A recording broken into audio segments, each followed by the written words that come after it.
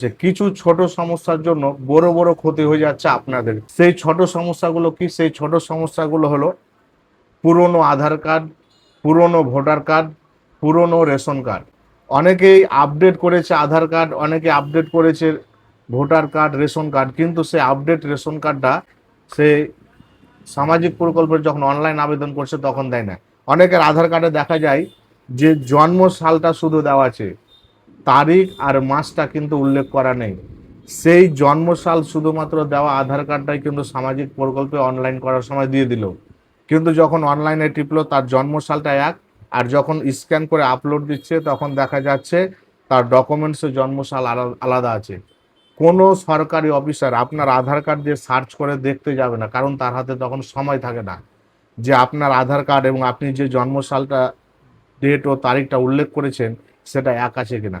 তাই আমি সকলকে বলবো, যাদের পুরনো আধার কার্ড রয়েছে সেই পুরনো আধার কার্ডটাকে বাদ দিয়ে আপডেট যে আধার কার্ডটা রয়েছে, অনেকের আধার কার্ডে মোবাইল নম্বর লিঙ্ক নেই, তো মোবাইল নম্বর লিঙ্ক আছে যে আধার কার্ডে, সেই আধার কার্ডটা মাস, তারিখ এবং জন্মসাল উল্লেখ আছে, সেই আধার কার্ডটা আপনারা যে কোনো সামাজিক প্রকল্পের অনলাইন আবেদন করার সময় দিবেন। শুধু ভোটার কার্ডের ক্ষেত্রেও আপনারা এই কাজটা করবেন, কারণ অনেক পুরনো ভোটার কার্ড আছে যেখানে এপিক নম্বরটাই চেঞ্জ হয়ে গেছে। যেমন ডাব্লুবি দিয়ে যেগুলো এপিক নম্বর ছিল, সেই এপিক নম্বরগুলো কিন্তু অনেকের চেঞ্জ হয়ে গেছে।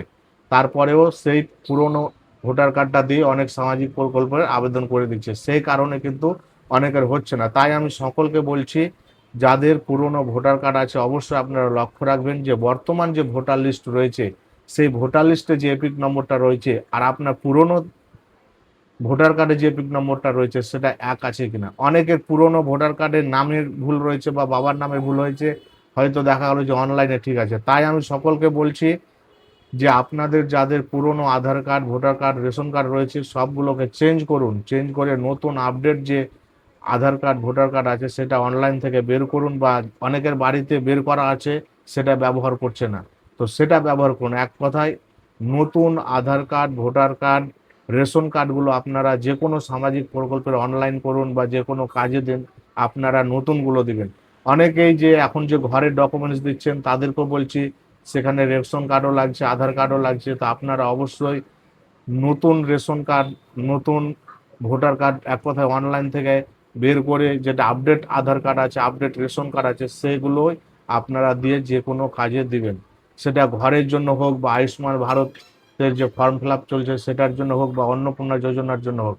অনেকের কিন্তু অন্নপূর্ণা যোজনার টাকা ঢোকে নেই এগুলো সমস্যার জন্য, পুরনো ভোটার কার্ড, পুরনো আধার কার্ড দেওয়ার জন্য। তাই আমি সকলকে বলছি, আপনারা যারা যে কোনো সামাজিক প্রকল্পের জন্য অনলাইন করুন না কেন, অবশ্যই নতুন আধার কার্ড, নতুন ভোটার কার্ড এবং রেশন কার্ড এগুলো দেওয়ার চেষ্টা করবেন। আশা করি আপনারা বুঝতে পেরেছেন যে আপনাদের ছোট্ট ছোট্ট ভুলের জন্য অনেক বড় সমস্যা হয়, তো এই ভুলগুলো দ্বিতীয়বার করবেন না। অবশ্যই আপনাদের আপডেট ডকুমেন্টসগুলো যে কোনো সামাজিক প্রকল্পে দেওয়ার চেষ্টা করবেন। সকলে ভালো থাকুন, ভিডিওটা শেয়ার করে সবার মাঝে ছড়িয়ে দিন।